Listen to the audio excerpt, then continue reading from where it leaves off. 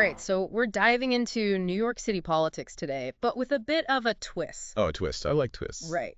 We're just 12 days out from a mayoral election, and State Senator Alejandro Munoz, charismatic guy, hoping to be the city's first Hispanic mayor. He's the front runner. Big election for the city. Huge. But things are not as they seem. And we're not getting this from, news articles or campaign speeches. Where are we getting this from then? Law and Order Special Victims Unit. An episode, that's our source material. All right, so we're using Law and Order to understand NYC politics. Exactly. Buckle up, because you're going to unravel some ambition, secrets, maybe even a little drama. Sounds juicy. So where do we start? Well, it kicks off with a domestic dispute involving Eddie Garcia. Eddie Garcia. He's a childhood friend of Munoz, helping with the campaign. So typical campaign, maybe a little trouble, right? You might think that, yeah. But Eddie gets into it with his girlfriend, Lindsay Anderson, and it leads to an assault accusation. Okay, so that's not good. But I mean, these things happen, right? Yeah. Especially in high-stakes campaigns. Yeah, you'd think just another campaign hiccup, right? But there's more to it. There's always more to it, isn't there? What tipped you off that this was a deep dive-worthy event? Well, Munoz, he takes a really unusual interest in this case. Unusual how? Like way too much interest for what seems like a minor issue, especially given he's so close with Eddie. That's interesting. Almost like he's worried about something specific, maybe more than just a friend in trouble. And then the SVU detectives start digging, and they find all these inconsistencies in Lindsay's story. Like what? What kind of inconsistencies? Well, she's got this history, right? She's known for targeting wealthy, powerful men. Oh, so maybe not just a random girlfriend then. Exactly. Yeah. Plus, her story about what happened with Eddie, it keeps changing. Uh-oh. Sounds like things are about to get messy. And then, to top it all off, she disappears. To Tel Aviv. Wait, hold on. What? Tel Aviv. Okay. Yeah. This is definitely not your average campaign drama. Right, it's starting to look like a possible extortion scheme, maybe. Yeah, with her past and now suddenly taking off, it's like she might have been trying to use Eddie to get to Munoz. And then boom, Munoz's big secret comes out. You know how he's all about family values?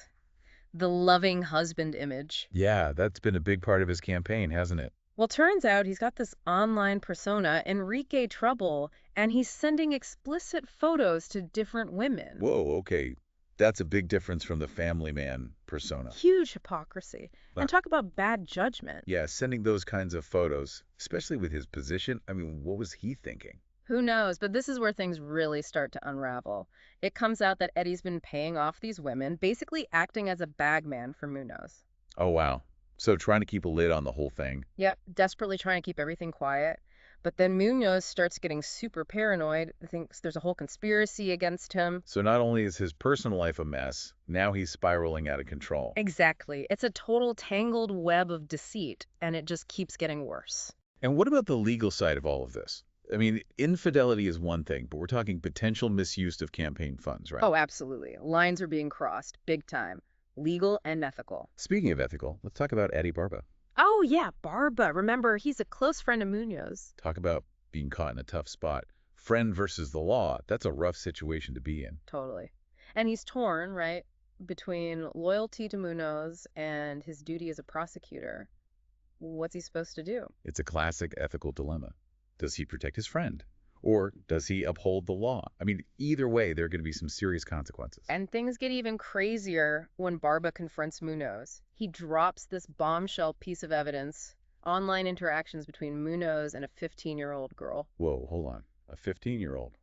That changes everything. It does. Suddenly, it goes way beyond infidelity and into potentially illegal territory. That carefully constructed image of Munoz, the man of the people, totally crumbles. And what does Munoz do when he's confronted with all of this? We'll get ready for part 2 because his response is something else. I'm on the edge of my seat already.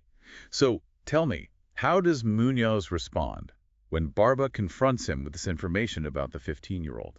Well, instead of, owning up to anything, he goes completely on the offensive. The offensive? Like how? He denies everything, tries to discredit the investigation, even attacks Barba's integrity, saying it's all a setup. Wow, trying to turn the tables, huh? He goes even further.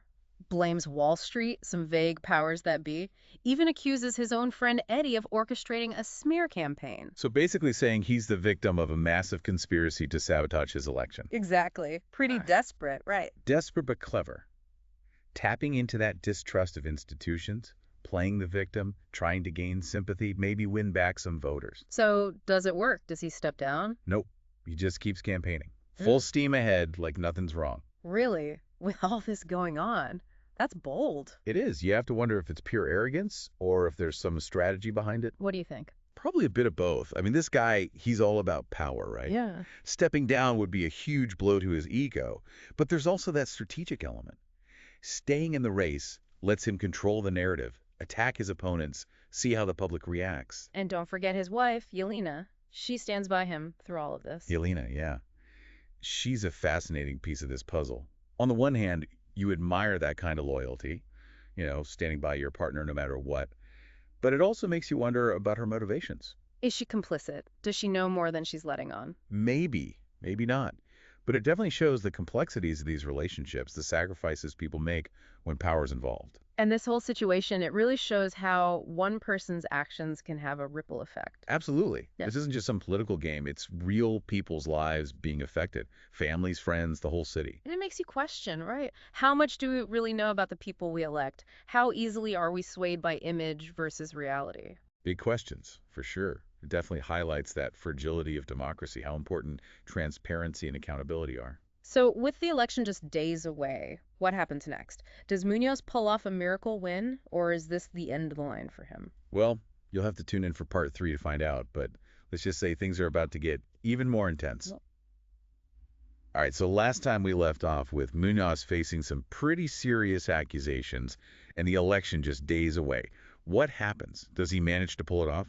Well, despite his attempts to, spin the story and all the blame shifting, the truth has a way of coming out, right? That it does. So the scandal catches up with him. It does. The charges, the public outcry, it all becomes too much. He doesn't become mayor. What a downfall, huh?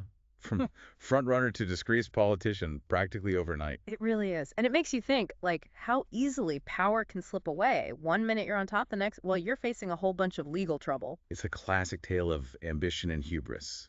He let it all go to his head and lost sight of what really matters. Speaking of what matters, what happens to the people caught in the crossfire? Eddie, Yelena, Barba. Do they get any kind of resolution? Well, Eddie, despite his involvement, he manages to avoid the worst of it. He cooperates with the authorities, testifies against Munoz. So he flips on his friend. In a way, yeah. He chooses to do what he thinks is right. Even if it means betraying a long-standing friendship, it gets him a reduced sentence. Must have been a tough decision. Absolutely. But it shows character, choosing honesty and accountability, even when it's hard. What about Yelena? Does she stand by her husband? She does, throughout the whole thing. But you can see the toll it takes on their relationship, the strain. It makes you wonder, can they ever really come back from this? Can you ever truly rebuild trust after that kind of betrayal? Tough question. And the episode leaves it open, leaves us wondering. And Barba, having to confront his friend like that, make those difficult choices. Barba's story, it really resonates. He's torn between loyalty and his duty, and ultimately, he chooses the law. He upholds his oath, even if it costs him a friendship. I bet that wasn't easy. Not at all. It speaks to his integrity. He comes out of this maybe disillusioned, but also probably even more determined to fight for justice. It's a powerful reminder that sometimes doing the right thing means making tough choices, even painful ones. Absolutely. And it might not always be clear what the right thing even is. There are so many shades of gray, especially in a situation like this. So much gray. And, this deep dive, it started with a political scandal, but it really brings up these universal questions, doesn't it? About power, ambition, the choices we make. It does. It makes you think about what you would do in those situations. Where do you draw the line? What compromises are you willing to make?